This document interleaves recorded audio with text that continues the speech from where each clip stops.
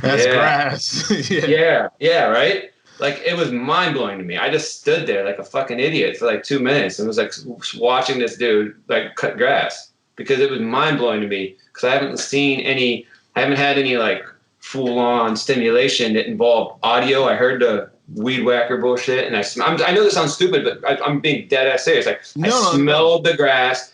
I watched somebody that wasn't me or you in a square or something on a big square on the wall, or somebody that was four, do something that was boring as fuck but fascinating. I smelled it. I saw it. The sun was out. It felt like, I felt like an Olympic athlete winning the gold medal or something. It just felt so amazing. So I think we will, at least God willing, to the end of the year, start to honor those moments that we took for granted before. Let's get it started. Double O. Think like a rapper.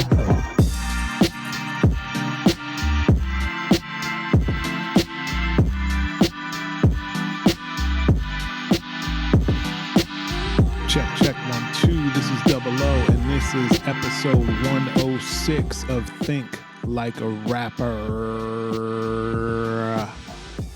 I hope everybody's doing all right, cooped up in their homes. Hopefully you are taking some time when you can, either in the early morning or when not a lot of people are around, to at least take a walk around the block. It is not natural for us to be cooped up like this.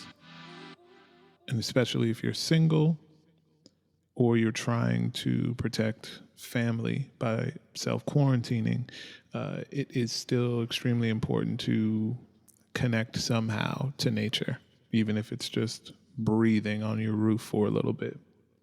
And thinking about what I wanted to do for this episode, when the shelter-in-place order first came down for the tri-state area and many other places of the country, I was not bothered much at all because I work from home, and I have been for the last decade plus. I spend a ton of time in front of a computer, and I've had to build out a lot of different rituals in order to make that entertaining, to make it healthy, and to make it not monotonous. But I know for many people, this has been extremely disjointing and extremely confusing, as their daily rituals of waking up, taking a shower, getting coffee, getting in a Uber, a cab, or on a train to go to work in their car, and kind of doing that daily routine has just fully been upended. And add that in having children or having different obligations now that they're home the majority of the time. So I wanted to sit down with somebody who's in a similar situation, who spends a ton of time working from home, but also is a father and has a different set of obligations. And so I hit up my homie, Mick. He is a DJ, angel investor. You might know him for his summertime mixtape series with DJ Jazzy Jeff. He's an amazing DJ. And so I wanted to sit down and talk to him about what routines he maybe is enacting to make sure he can stay sane. And what I found interesting was that it doesn't matter if you have a great savings or if you have no savings, if you had a regular job or an irregular income, self-employed like we do. This crisis is really hitting everybody, and no one is essentially safe from its effects. So we sit down and talk about it, speculate on what maybe happens next. DJ Mick, Think Like a Rapper. Let's get it. We are in full on the first 20 minutes of every disaster movie and or zombie movie. And I am here with the man, the myth, the legend, DJ Mick. How are you doing? Yeah, I'm great. How are you? Am I supposed to be seeing me somewhere here? I see me in a corner. Yeah, that's what I'm saying. I assumed that you were supposed to pop up, but somehow you didn't. So this is where we are right now. I don't know why. Okay. It's all good. What's going on? How are you holding up in all of this? I'm good. This is my second podcast interview of the day, and I added a shirt on top of my pajamas, and I did change my hat. My other one was just in a t-shirt with a beanie. I just thought, I might do another one later and put my glasses on. How have you been? It must be fun to especially, both of us being currently out of work DJs. The idea that you don't have to wear full outfits to be present to anything. Okay, I just walk around my house naked all day. It's great. It's a great time to be single. It's fantastic. Yeah. The funny thing is, though, when all of this stuff started, I'll give you the glasses too. Oh shit! You can't use them. If you use them too early, then I know. I gotta save these. For the next one. I have the whole shit set up in front of me. It's great. But we are not new to this, right? Like, you've been working from home, I assume, for a number of years, right? At least a good majority at the crib. Has this been a difficult sort of transition for stuff to be shut down, or are you kind of settling into? I mean, there's no money. It's like, that's huge. Like, I mean, I have a child and a bunch of other expenses that are not really podcastable, but like, it's I'm not going to make a music check until August. Yeah, it's pretty rare, It's the busiest time of my year too. So. Yeah. And, but it's an opportunity. It's good. Yeah, you are a little bit different than some other DJs because you actually, at least I've assumed this, that you've always had kind of, because of your business degree, a little bit more business acumen than maybe the regular starving artist. Can't stop a virus, though. You can't. Is there anything that you've learned, at least now, or things that you had already put in place that oftentimes artists, and I know I'm one of these people, you don't know what to do with the regular checks because it's not an easy thing to balance as opposed to the 9-to-5 job where the same exact amount of money is coming every single day. Did you already have, or do you have sort of financial ideas already in place to deal with irregularity? I have savings. Okay. It's gonna be non-existent, Of course.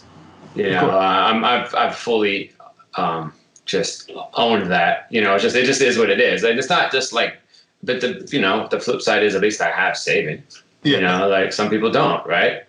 At least my work will come back in 5 months. Some people's won't. Well, end up to do something else. So like, but some people are working. It's all situational, right? Like, I'm irate, but at the same time, like, what can you do? Like, there's nothing. You have to just sit down. So I'm glad that my bank account will be zero when this is all done, and it's a great opportunity for re-hustle and reinvention.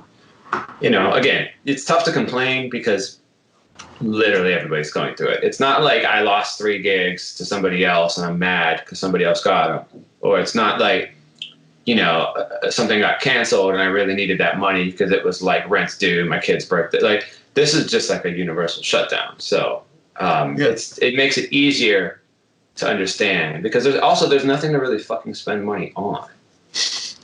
Yeah, I guess the idea that those outside Amazon of food packages. Yeah. But I'm not ordering, like, I'm only ordering like necessities on Amazon and a couple things to keep my kid happy. Like, he's going to get a lot of surprises over the next 2-3 months because like there's nothing that you got to do something. Like, it's just, sorry. Yeah. You want a new puzzle? Well, you get a new puzzle. Like, it's not your birthday, whatever. Like, we're going to, every month's your birthday now because there's just a finite amount of things we can actually do. So like, we got to fortify the inside of the home. But besides that, and I did order a lot of shit on Amazon preemptively, like staples of food and like cereal and like protein bars in case the world ends. But I was thinking about this today. Are you drinking wine? Mm-hmm. Nice. I should. I decided not. I realized today, like, I got to either start. Every day I open the fridge and the freezer, and it's no joke. I'll send you a picture. There's like, actually, I'll show you. Like, my fridge, a really big fridge and a really big freezer, pause. And my fridge all is like, every shelf is like Applegate sausage, like every shelf. Yeah. And then like every morning I have this like existential dilemma of, is today the day we crack this shit open? or not? Should I save it because it's still available? So maybe I should save it and just Postmate some Chipotle or something, because, or walk to the store with a window and use Apple Pay and not touch any of these people and like get some, because like this is going to get worse at some point. Yeah. But is it going to get as worse as we think, where there is like no, I don't think it's going to get to that point where like there is no food. There is no, like, I'm still getting Amazon Whole Foods deliveries to my house of green juices right now in the middle of a pandemic. Nobody stopped it. So like, and it's pretty bad right now. So I guess what I'm saying is like, when do we crack open the reserves? Would you need reserves? Is this just what we should just be doing anyways? Am I really going to eat that much sausage? There's a lot of questions, but I know it's going to last at least 6 months, Yeah. It was funny. I was talking to somebody today and I was like, we probably should be wearing gloves in the New York tri-state area outside all the time anyway. I wear gloves. If I know I'm going to touch something, like, I wear gloves. I went running. No, but I mean before the coronavirus. Oh, before. Like, maybe. Like the disgusting things that we come across daily, we probably should have been rocking them anyway. Like, it probably. Well, I was thinking they said we're cleaning the subways once a day. Well, what the fuck were you doing before that? Like, that's a very valid question. Yeah, no, exactly. I think that it's definitely put into perspective. Any OCD germaphobe that you may know, it's like, damn, they were probably right. They were right. Yeah, for sure. Did you already have sort of like morning rituals or daily routines that you were doing before all of this that you're still clinging to daily now? Or is everything? They kind of got like wiped away with this. My routine was like, I don't really ever have similar days, because I'm usually traveling 2 or 3 times a week. And then I'd usually be home by myself 1 day a week, maybe. And then I have my kid half the week. And so like those days tend to be pretty much the same. Yeah. Because I wake them up, get them ready for school, take them to school, get some coffee, walk back home, plop down at my desk. And that's half the week. So that routine has been completely disrupted, because now, we stay up a little later because why not? We sleep in. School. It's like, why not? Like, he has 2 Zooms a day with his preschool, which I do one of them because they're the same fucking thing. It's just because it's not quite the same. If he does one, I think it's good enough. Yeah. It's just like, because he's not really getting anything from it. He just needs to see these people's faces and stuff like that, right? So there's that. So, but even within the confines of that, like, just a lot of rules. I'm trying to be structured for him, but like, it's like, at some point you gotta watch more TV. Like, you have to. Like, we flip it to like some educational things, but like my rule now is like, you can have the TV on, but you just have to do other shit. Like, so you have like, he has every train in the world. Like, build me the best city of trains you can, but you can have it on. But if I look in the living room and you're not moving around doing something else or building stuff with blocks or like I'm turning it off. Like, so I give him a lot of trust, like my parents did for me. Like, you can keep it on, but you can't just, if I walk in the living room and you're plopped down on the couch and you're not doing other stuff and I bought you all this shit, either the toys are going to go away or the TV is going to go away or both, and we'll figure something else out. But like, I trust him and he's starting to figure that out. And also, we're fortunate we have a backyard, so we've been spending a lot of time back there too. My days without him, though, I'm still figuring it out. Like, it's just bad. Like, I just go for walks around the block, but nothing's open. Yeah, it's pretty weird. I go running, but even that's kind of scary because like there's always somebody that just doesn't give a fuck and they just run all up on you. So there's that. Yeah. And so I've been running on the street, which is like unsafe, but more safe because there's less cars. But it's just, there's just a lot of weird things. One thing I will say, I have not hit that moment yet where I feel like I'm like relaxed or at peace, or like I actually took IG off the phone and I log in a couple times a day just to do the here's a hack for you. I still have to obviously post stuff career wise. Don't want to like go like napalm blank during all this, but I use the web app for Instagram and I just keep it logged in to the page with the DMs, and you could just keep refreshing it from the top, and then it reduces my urge to scroll. Right? Because like in the app, it's just, you have like, it's just like boom, boom. It's just, if I just keep the web app open on the DM page, I could communicate, because I'm still like, I mean, I don't know. I don't even know how we set this. Do we set this up through DM? Maybe. I don't even know. I don't think, like, a lot of communication still goes. It's a text now, right? It's not like sliding into the DMs. All that shit's probably happening more now than ever. But it's a viable communication tool. I didn't want to get stuck in the useless scroll, because I found for me what it was doing was, like, I'm still a fucking super present full-time dad 3 times a week. It's 3 days a week, sometimes more. So I'm not going to, I don't have, like, I give so much respect to all the parents who are working from home full-time and being a parent full-time. It's probably easier in some households than others, but that's a very daunting chore that we're all stepping up to do and figuring out ways to do it. Like, yeah, maybe you are going to watch Bumblebee one more time because I got to do this interview, but things like that. And you just make those trade-offs, right? Especially my kid's 4. Like, if he's 10, it's like a different story. But it's better to have him before than, like, I don't know what people, like, if you have a newborn, you're pretty fucked. Like, you can't have like a babysitter come over so you could work. You can't do a lot of these things. Like, I just talking to a friend of mine today, her nanny was living with them, and she just, like, she wanted to go outside. Like, you go outside once, you ain't coming back. Right? I mean, you're not going outside for a walk around the block. Like, you're going home, like, you're going to other people, you're like, bye. Yeah, you can't come back. Yeah. You're voted off the island. So it's just like, that's a real thing that a lot of people are dealing with. But the other reason I took it off my phone was because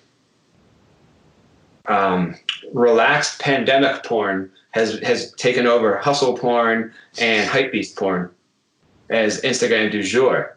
Yeah. That's driving me nuts, because I'm still spending a lot of time chasing all the remaining checks that are due to me, because now, whereas I might have been forgiving of delay, well, that's just, we got to get this. I mean, this is what we got. We got to get this in, right?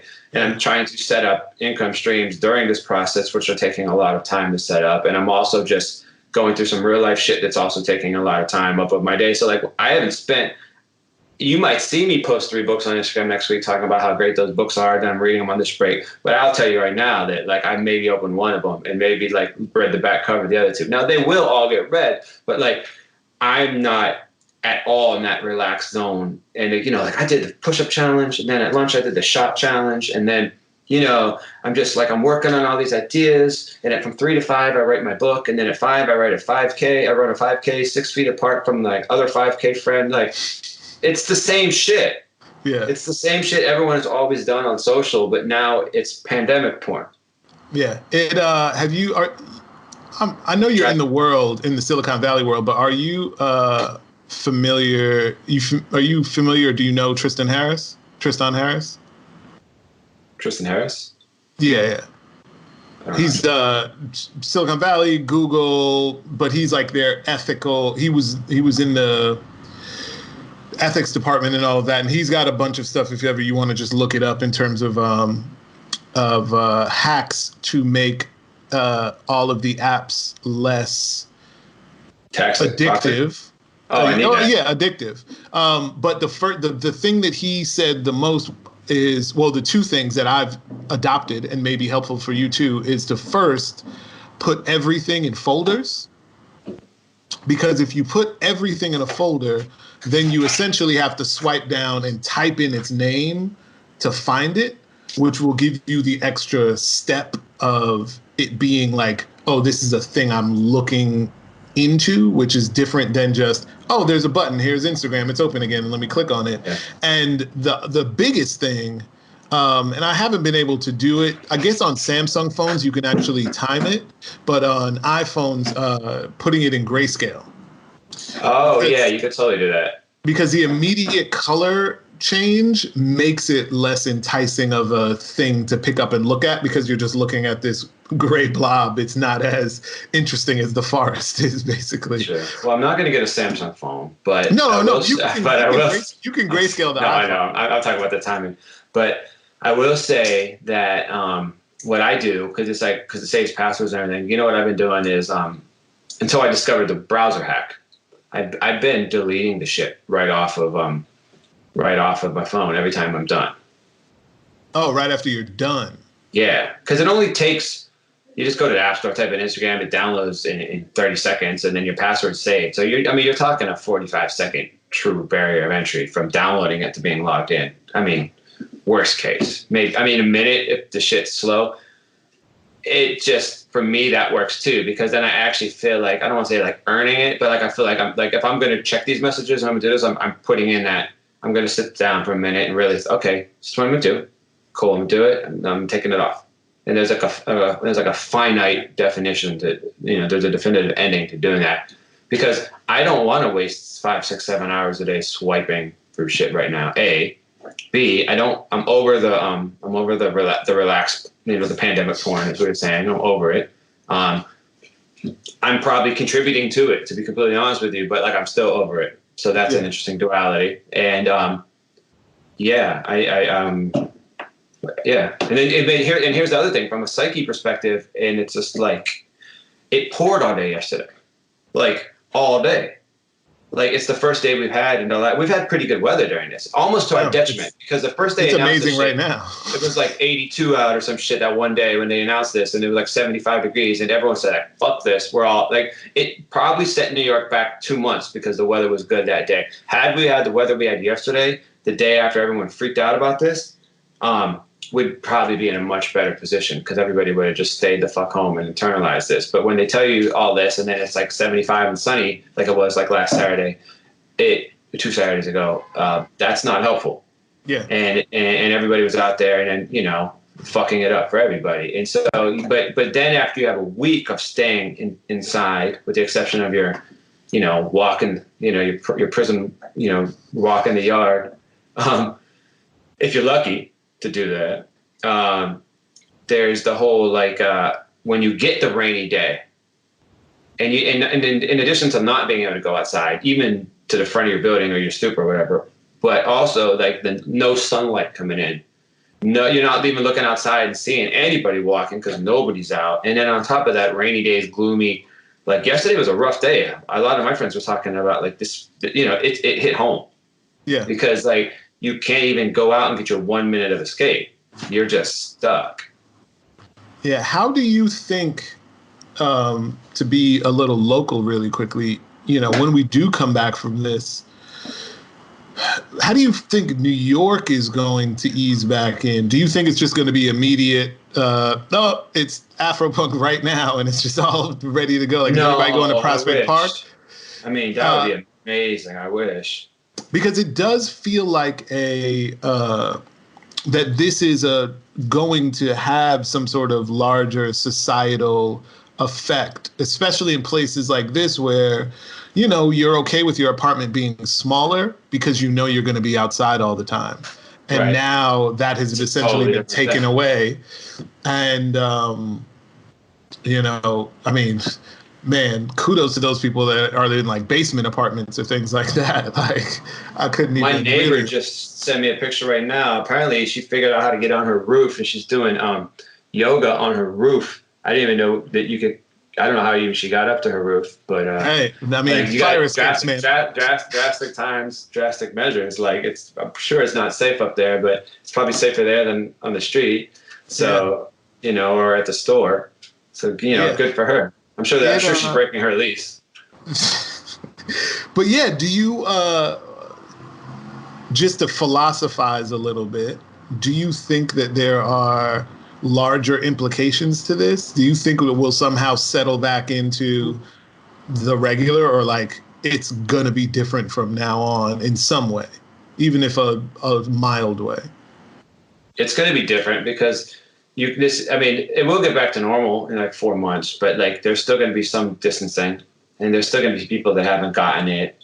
And your man Trump wants to bring this shit back to normal like in 3 days. Like he's like, well, let's see what happens. We got to open these businesses. And he's on his Drago shit. If he dies, he dies. Like, I get it, but like that's just really not the humanistic approach to it, and it's not going to be helpful. I mean, you could open your business, sure, but like if 20% of your customers die, like I don't know. I guess you're still making 80%, but who chooses? I mean, nobody needs to play God and decide that, right? I would never want to have that responsibility to do it. So it seems a little premature and presumptive for him to do that, which is par for the course with him, and that's not a conversation that we really need to have. But I do think that like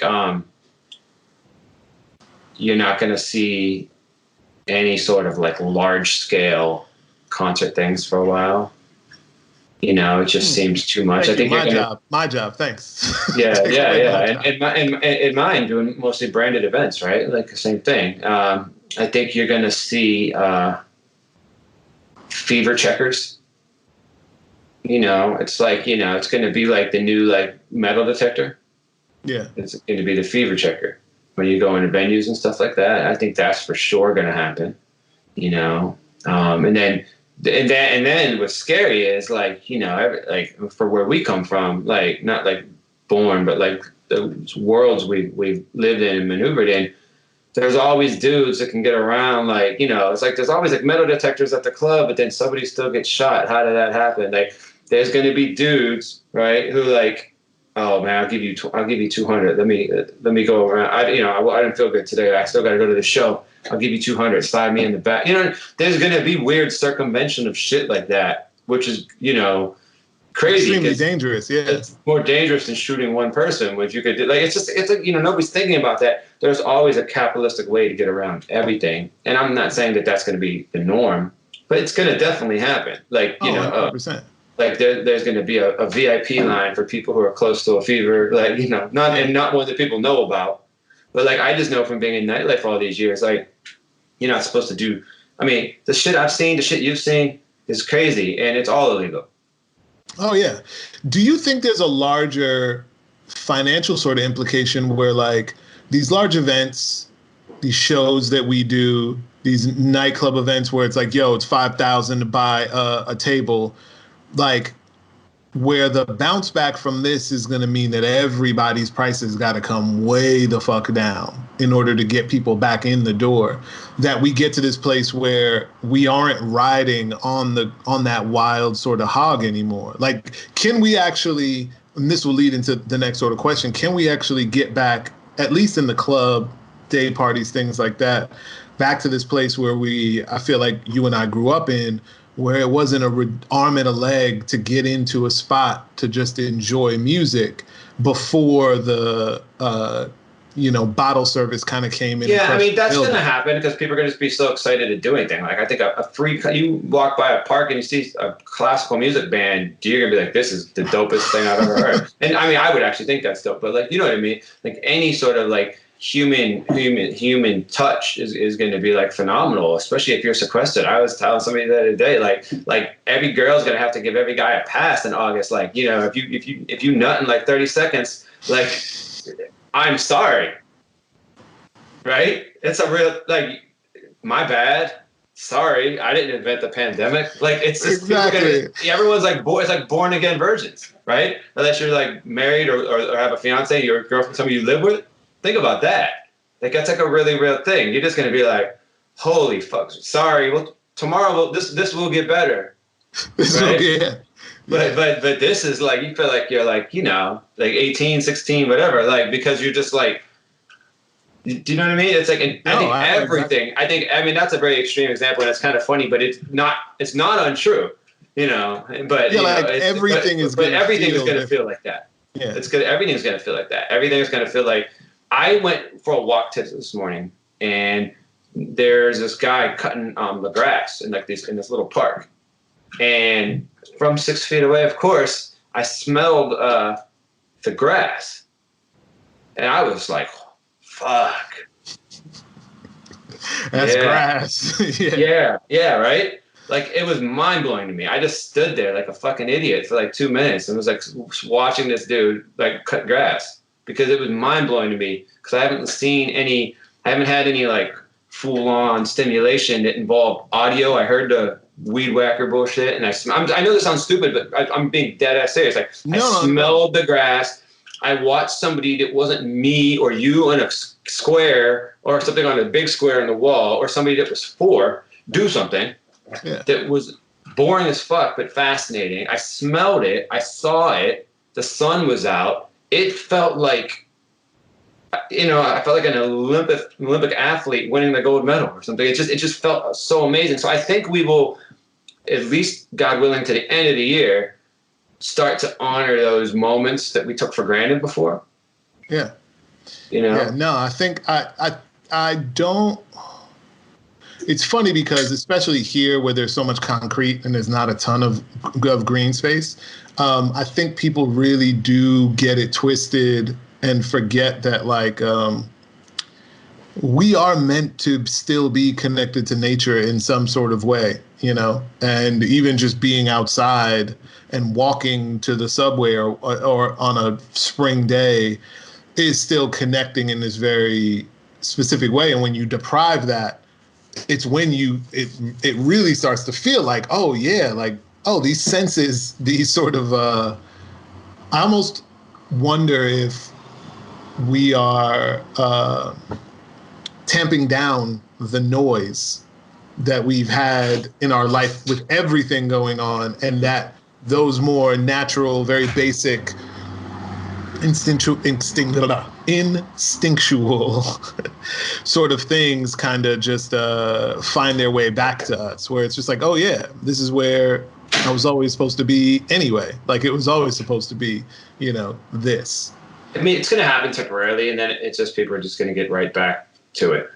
Yeah. But I do wonder, like, especially as it relates to like live music, nightclubs, those sort of events, you know, if enough time will happen where people are just like, yeah, I'm not going to pay for that at that price anymore. You know, people might not pay $300, $400 to go do a Coachella style festival or $700 to go. Well, you're right there. I do think the average person is not going to have that disposable income for at least 6 months to a year to get back to that point. You know, if you're not working. Yeah, assuming you're lucky even enough to come back to a job, right? I don't think that that's gonna. I don't think that you're gonna be able to go spend those sort of luxuries. I think smaller things for sure. You know, I unsubscribed from a bunch of newsletters, not newsletters, but like marketing emails, like for like, you know, I don't give a fuck what's on sale at Crate and Barrel right now. Right. But even in talking about that, I don't want to think about spending any money right now. But don't you think that stuff is healthy in general? Should you even be subscribed to that thing to begin with? No, I mean, it depends. I mean, sometimes, but I get on too many things, and I think it's going to be a nice reset for all of that stuff, you know? Yeah.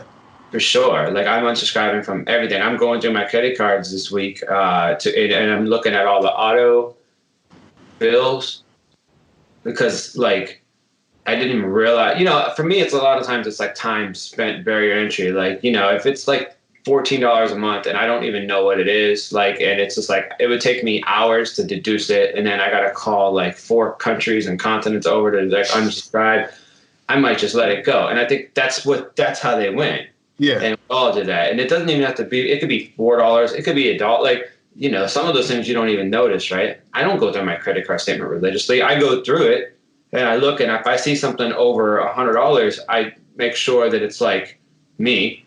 But if I see it like $12.99, something data service fee, I'm just like, oh, it's probably from like the 97 websites I bought that I never, you know, launched. And it's like, you know, I just assume the cost of canceling it and the cost of changing it is my time is more valuable to do something else. But now I don't have anything to do. So I'm like kind of going back through and I'm like taking all of that shit off, and it make you realize like that, you know, I mean, what I said in theory is actually correct, but also in theory, it's not. Like in theory, you should not be paying for shit that you're not using in general at all anyways. So I'm like, it is a reset. You know, I like literally I have a really bad habit. It's not a bad habit, but I've had it since college of when I eat lunch, I would eat lunch in front of my computer in the dorm, and I still do this to this day in my kitchen, and I only read like NBA news on my iPad. So my iPad was just like 20 tabs of like every NBA site, and I just consume it. And then that became to dinner too, if I'm having dinner by myself and Miles isn't here or whatever, or even sometimes when he is here. And there's no season, like there's no news. How much more NBA news can we not have? So I literally closed all those tabs, and now I'm literally only reading shit from things like Business Week or like, you know, the Times or like the Wall Street Journal and like things that are going to actually enhance benefit you. Yeah. But I had to close all those tabs, and now I'm literally just using the New York Times app only or the Journal app only, which I'm probably paying for. But like, yeah, of course. It's totally fine because it's just like there's no excuse for me now to be like, yeah, but it's the trade deadline's in 2 weeks, or Kobe just died, or like you know the Celtics win. Like there's no way I'm just. Yeah. What else have you found yourself catching up on, and I know a little bit of it, but what else have you kind of found yourself catching up on that maybe you were like, oh, this is a thing I've needed to do. I've needed to fix this fucking sink forever, or, you know, whatever it is. I've been meaning to do this production or this whatever. Like, do you find yourself catching up on things that you know you should have done? No, I mean, I will. I'm still kind of like digging out of the hole of what I had to go through, some stuff that I have to complete first. You know, and then also the shit does get like wildly depressive some days. So I'm just like, I'm trying to be at peace with myself. Like last night I was doing all this stuff and I'm gonna take a bath at 8:00 and I'm just not going to probably come back upstairs. I'm probably just going to go to bed, you know, not like depressive, like sad or like anything like that, but like, just like, I was just like, so my body said to do, I'm just going to do it. It was, have you not, cause I feel like as I hit 40, are you really, are you 40? About to 41 in a couple weeks. Okay, so 42. But like I really started to enact a self-care protocol daily in some way that made sure that there are those times where, it's just like straight up Epsom salt bath or, you know, whatever, and have that time to not be on shit. Is that something that you've done, or are you noticing it now as something that you probably need to do? I've done it, but I've always felt guilty doing it because there was always work to do, or there was always, you know, other things I could be doing. And I've been running nonstop for a multitude of reasons for a decade, 2 decades, you could argue, but definitely for a decade or longer. And I am kind of looking forward to, like, once I get some of these like low hanging obligations off of my, you know, tree or whatever, like that, to do that. But I did find, you know, it was actually interesting. I had a little existential dilemma the other day. Like, I realized my apartment has a yard. I'm really blessed in that regard, but I don't really have anything comfortable to sit in the yard. And I was like, I have like a picnic table, but that's not like, no one's going outside and you're not reading a book. You're not going to like, oh, I'm going to sit at my picnic table and read a book. Like, you know, this is not. So I was like, do I splurge right now with nothing coming in on like on a chair, like a nice thing that you could sit and read, because it's not hot. It's going to be nice for like 2-3 months now without bad weather, right? Like, really. So I'm like, is this an unnecessary expense? But then I'm like, I can't really go buy anything else, and I can't really go anywhere, and I know it's safe. So if there ever was a time, like, is this a self-care moment, or is this a self-indulgent moment, or is this an irresponsible moment, or is it a commerce moment? Is it all four? And if it is all four, can that be okay? So like, I ended up buying a chair, like a lawn chair, like a nice one from Crate and Barrel, because they fucking email newsletter, and it comes tomorrow. So we'll see what happens. But like, then I realized like this will probably be like the last indulgent thing I buy all summer. But I also was like, if I can only literally every day go outside, that's the only thing I can do. Isn't it better to just be comfortable? Then like, no, I agree. Like, you know, because I'm not going to restaurants. I'm not going to like anywhere. Like, there's nothing else. I don't need anything. I'm not buying clothes. I'm not buying shoes. I can't walk to the coffee shop. So I was like, if I'm going to spend money on anything, I might as well spend money to make the little bit of sanity I have better. You know, and I had to like, and I first of all, I just wasn't gonna do it. I was like, no, this is completely like unnecessary. I'm just not gonna do this. And then I was like, you know what, man, you're gonna kick yourself. You're gonna be sitting, you're gonna go outside and, you know, sit on a rock. You could though. Your ancestors have. They sat on rocks. You know? You're using coronavirus as a therapist, and I love it. Yeah. It was you're analyzing you're putting those barriers in front of your in front of your thoughts. Like, wait a minute, is this the right thing? Am I thinking this because of XYZ or because of this? Because of this? All right, it's the right thing to do. Which everybody probably certainly could do. To shift gears a little bit, because I know you've been, since you said you were downloading and deleting Instagram, you were doing a live stream the other day for your birthday. Happy belated. Was. Thank you. What are your thoughts on, obviously D-Nice is probably the person who is, I don't know if to say benefited because we haven't seen what the outcome kind of is, but to see DJs being touted as these amazing cultural things from their living room, speak on that a little bit. Do you have any thoughts about it? Is it always like I told you so, I told you what I did was always extremely important? Or what do you mean I told you so? Like, what do you mean by that? No, well, I think oftentimes... Oh, like what DJs do in general is important? Yeah, I think what happens is, especially because of controllers and because of like the digitization of DJing, it's become very easy for people to claim that they're DJs. And I feel like this weekend, with everything that you... My cat is rubbing on your head, so I gotta... That's how you gotta do it. This is really fun.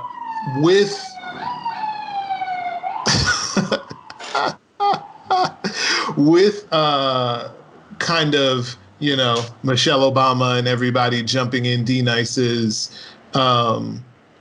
live stream, and you and Just Blaze and Questlove and all of these DJs kind of coming online in the live stream sort of space.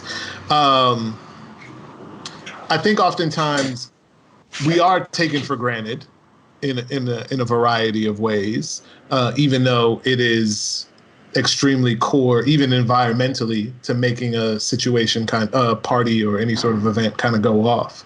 But yeah, I just wanted to kind of get your thoughts on it, seeing kind of all this, or if you've been paying attention, all this sort of online accolades for. I mean, it's a lot. I really wish there was a way in Instagram to disable the notification of somebody going live.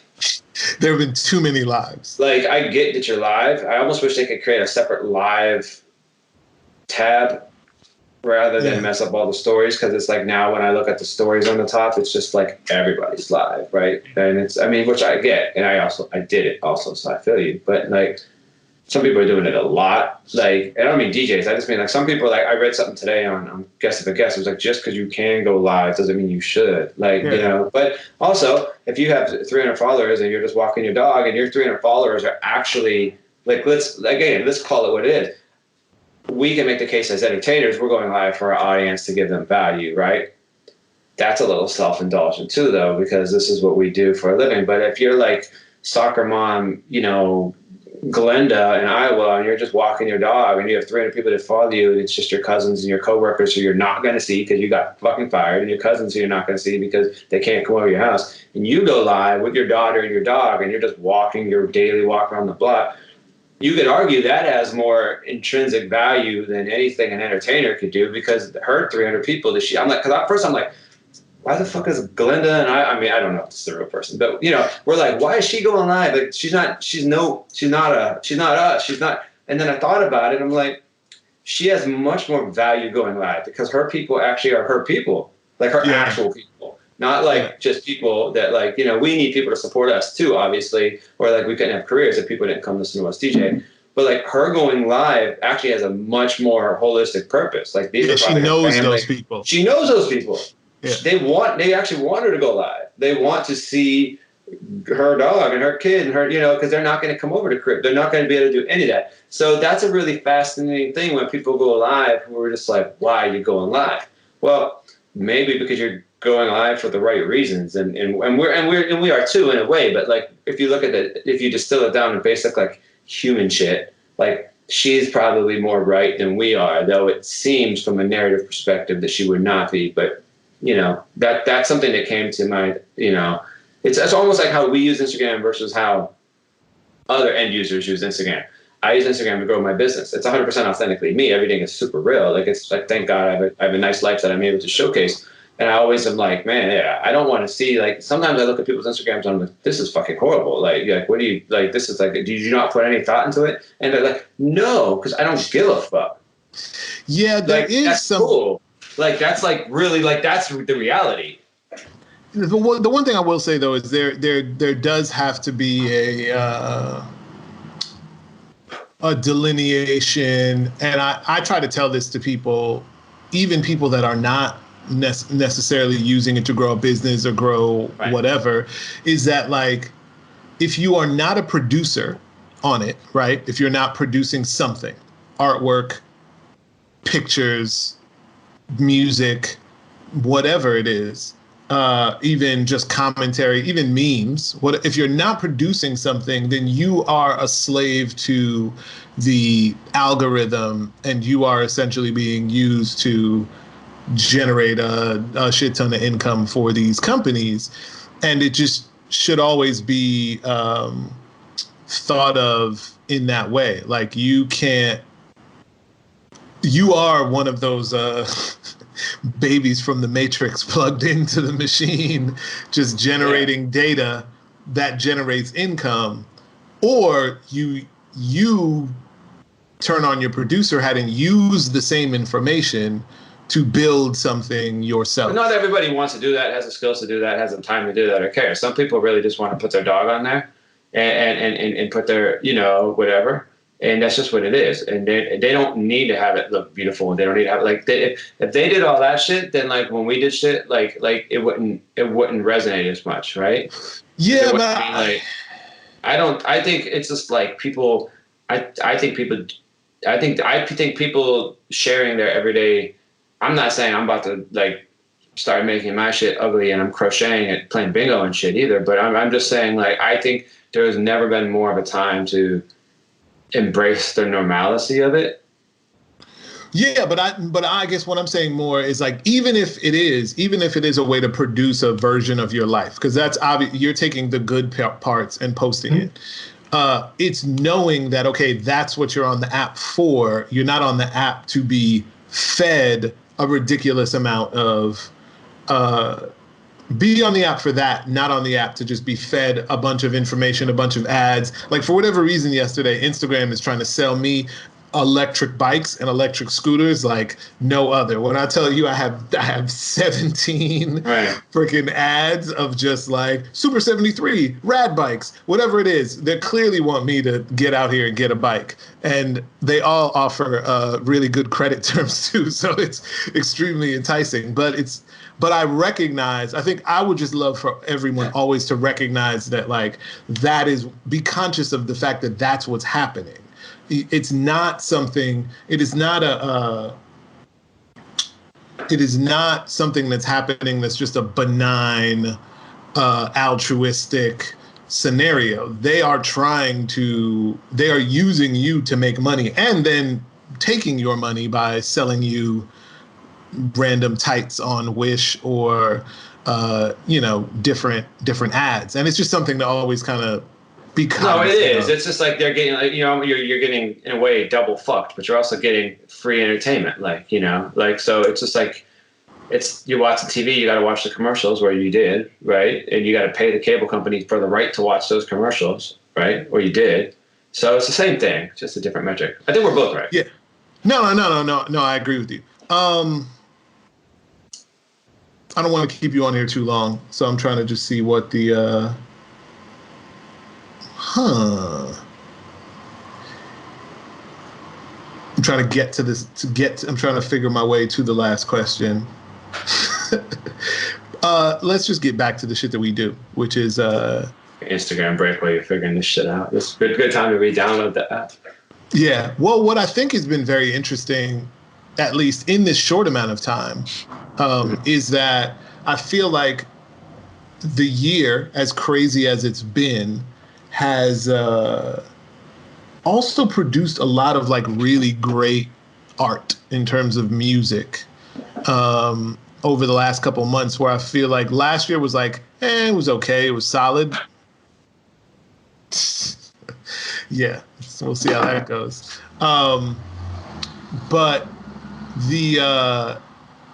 yeah, I feel like there's this really,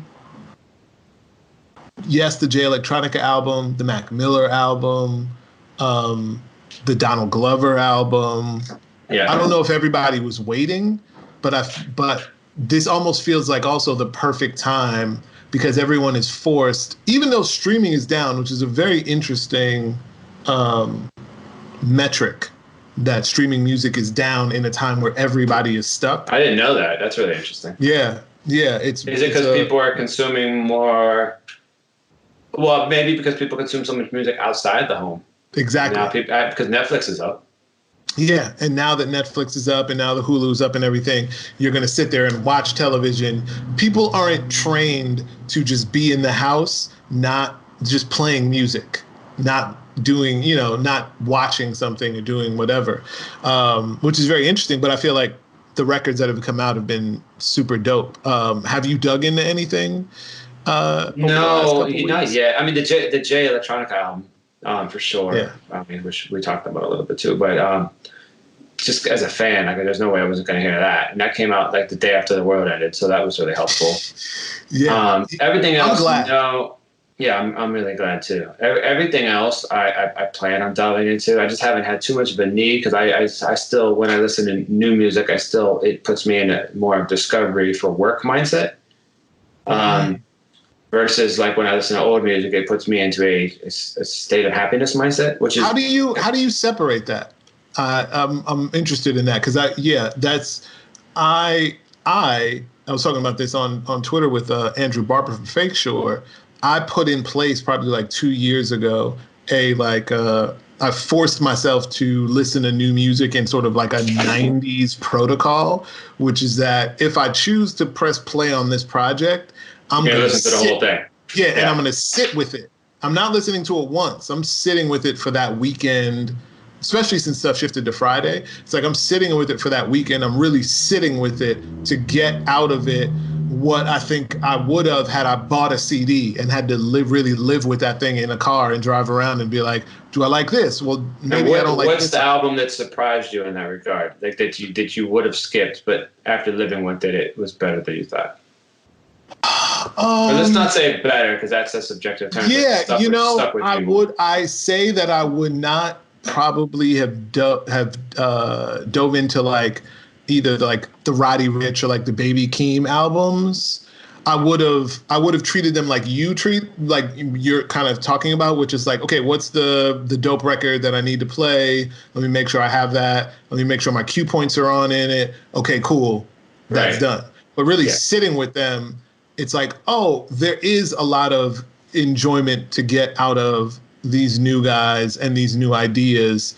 And I can, when you live with it long enough, especially, you start to see the references. And it, for me, as a hip hop head and as an older hip hop guy, it gets really interesting when you're like, oh, their older cousin or their dad probably played this when they were younger, and they didn't even know that it's seeping into their. You don't hear it. No, and that's true. I guess for me, it was always a mental thing of like, I just church and stated my shit. Like when I was getting ready to go DJ, I listened to all that other stuff, learned what I needed to learn, enjoy a lot of it.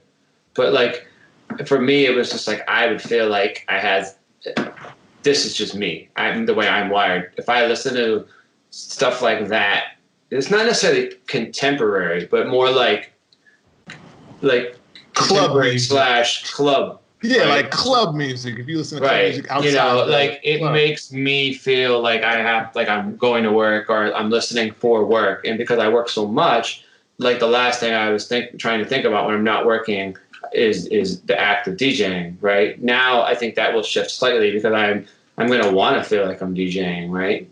Yeah. So maybe I will listen to that more so from that mind state, because if my way of thinking is not going to help me in 5-6 months when this shit resumes, because if I keep that mind state now, I'm going to have like a 6-month gap of nothing.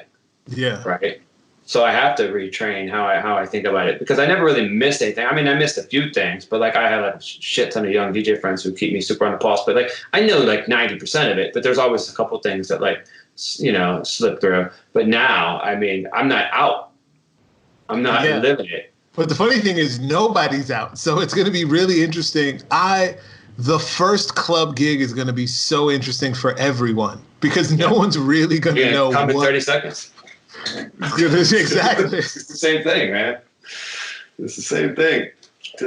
You can end right there. That's. I will. That'll be the last. Yeah. But what I do want to end, because I end this with the same question every time, which is,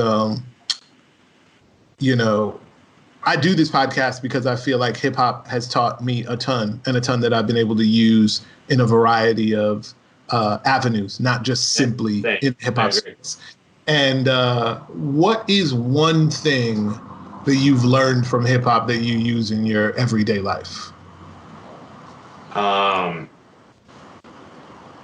Ambition and hustle. Yeah. From the beginning, whether it was hearing somebody scratch break beats and didn't have the internet to look them up and trying to figure out a way to go to record stores in the middle of America to get these things before anybody gave a fuck about this stuff, that took a lot of effort.